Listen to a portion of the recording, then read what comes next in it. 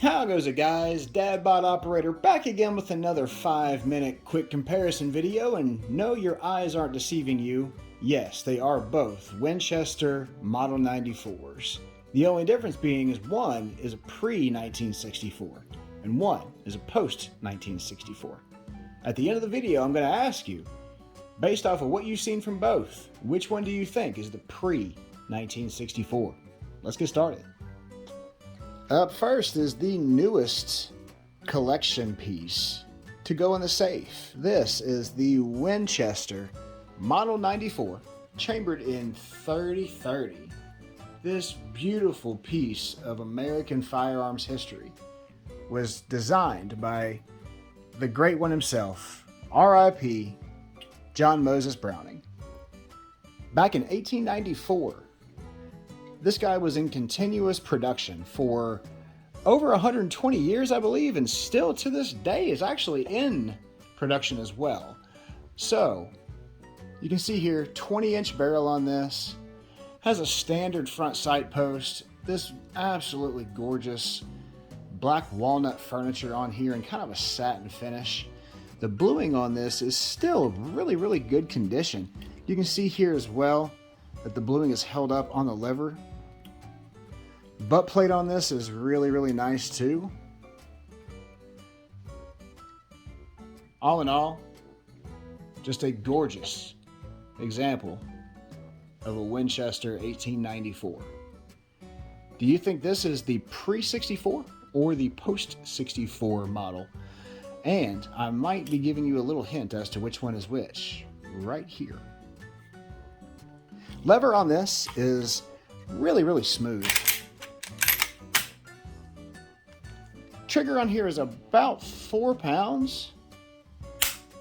No take up at all. Just absolutely up against the wall to begin with. Really crisp brake going all the way through to the end. Side gate loading, top ejecting on this guy. It's really hard to beat a beautiful lever action, guys. So is this the pre-'64 or post-'64? Up next is this Winchester Model 94, chambered in 3030.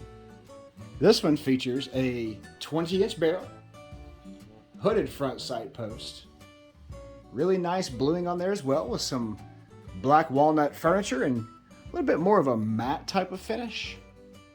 Top ejecting and side loading as well.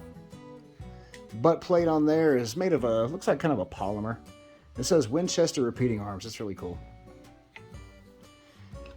This guy was originally chambered in a couple of different chambers, 3030 and what is it, 30 Winchester centerfire, so WCF, I believe. And that later became 3030. But you can see this thing has stood the test of time as far as designs go because it's been around for over 120 years. Lever action on that is really smooth as well. Trigger is clean and crisp. About 4 pounds on there as well. Overall weight of about 7 pounds. Magazine capacity on both is 7 rounds, which is really good considering you're shooting 30-30. And I do love that. To show you an example here, I'm going to pop one of these snap caps out. I do love that it's chambered in 3030 because that side gate loading is a great reason why it's chambered in 3030, and the rounds themselves are kind of snub-nosed, and that's because they actually stack on top of each other in the tube. And if you put enough pressure on one of them, they could actually, if it had a pointy tip, set off the round, which would probably be a bad thing. So guys, real quick video here today to introduce the newest member to the channel, this guy right here, and to ask you to choose between number 1 and number 2. Which one do you think is the pre-'64 and which one do you think is the post-'64 model? Make sure and leave your answer in the comments below. Like and subscribe, guys. About 30% of you guys that watch this channel are subscribed. Costs you nothing, takes you about 2 seconds.